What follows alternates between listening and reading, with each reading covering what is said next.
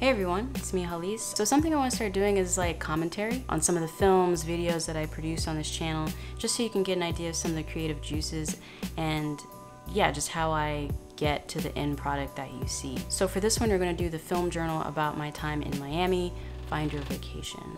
So, with this first 5 seconds, sound is really important to me, and part of that I think is because of my background in music. I played piano, and then I also was in band all through high school, played saxophone, I did drums, learned trumpet. Music's big and sound is big in my family.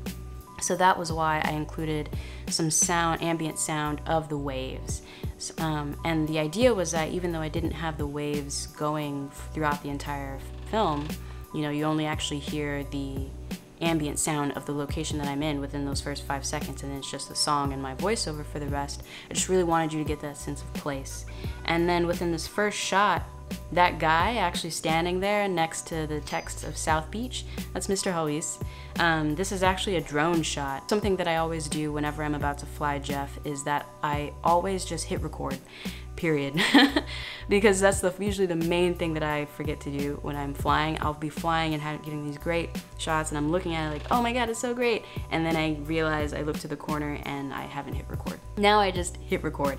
And so the drone just really created this sort of like crazy awesome tilt shift perspective while I was setting some things up on it, and I just kind of went with it.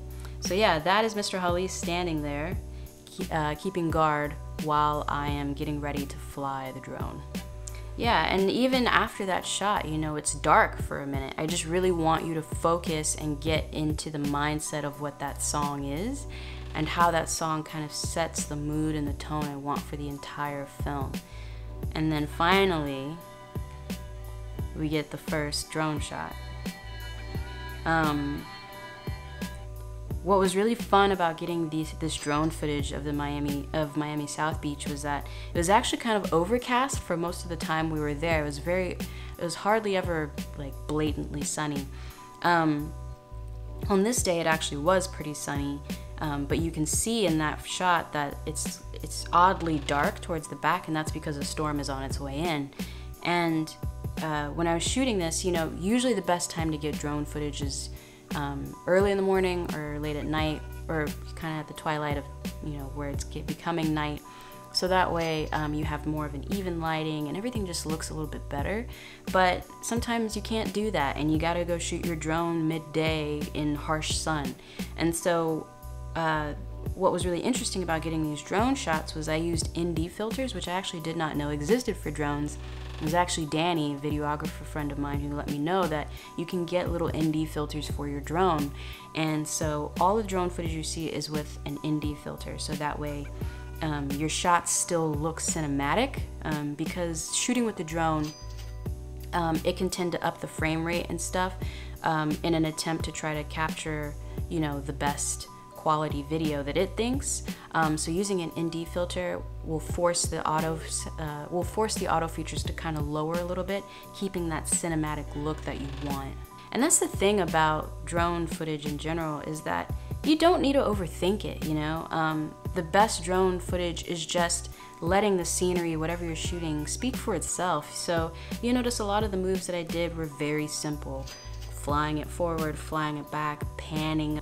So yeah, and then from there, you know, we cut into these kind of centered framings of different shots. And the thing about all of this was that I had watched Moonlight, I think maybe a week or two before heading out to Miami.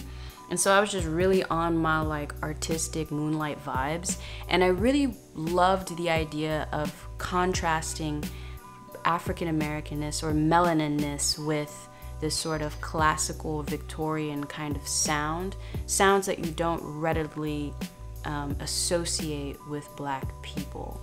And so that was another reason why I made the song choice that I made for this film. I really wanted you to kind of see me and what it means to be me, a black woman, in a different mindset. I think with a lot of content that you see on YouTube, not that there's anything wrong with it, but generally speaking, you see African Americans on here, on this platform, and they usually have kind of hip hop or R&B as their undertone for all the content they're producing, because it's a repetitive beat and it's not too terribly distracting actually from the content you're pushing out.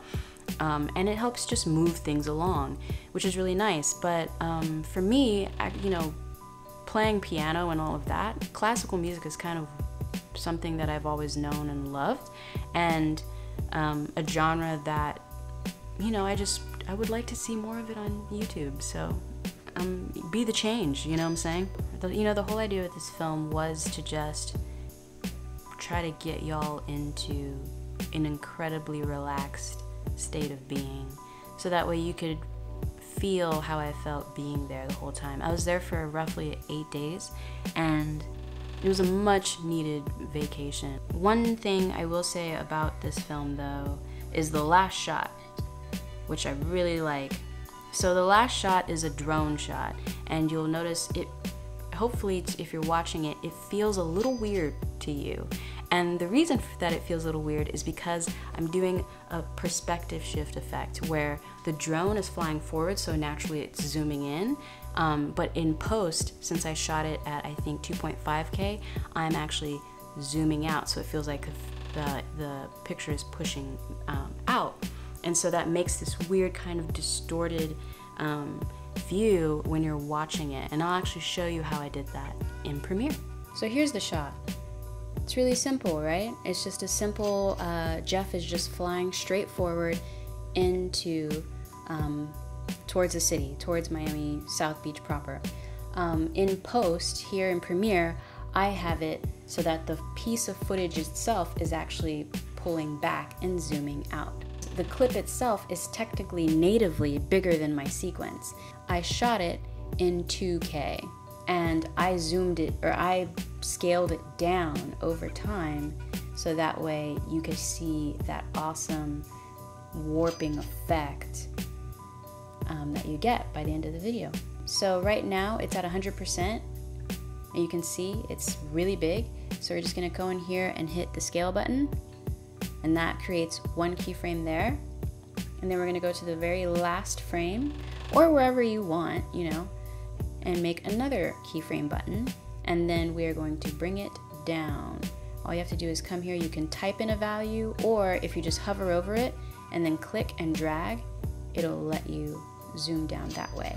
And so we'll put it about right there, 71%. It's still all in the frame. See, there we go. And hit play.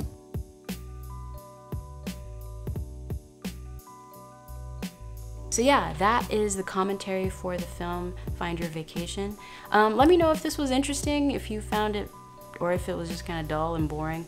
I'm just curious to know if this would be helpful for some of you that have kind of reached out asking different questions about production and editing and things like that. And I figured the best way to just be use my films as examples of things I can tell you. So let me know if this was helpful in the comments below, and I'll see you when I see you.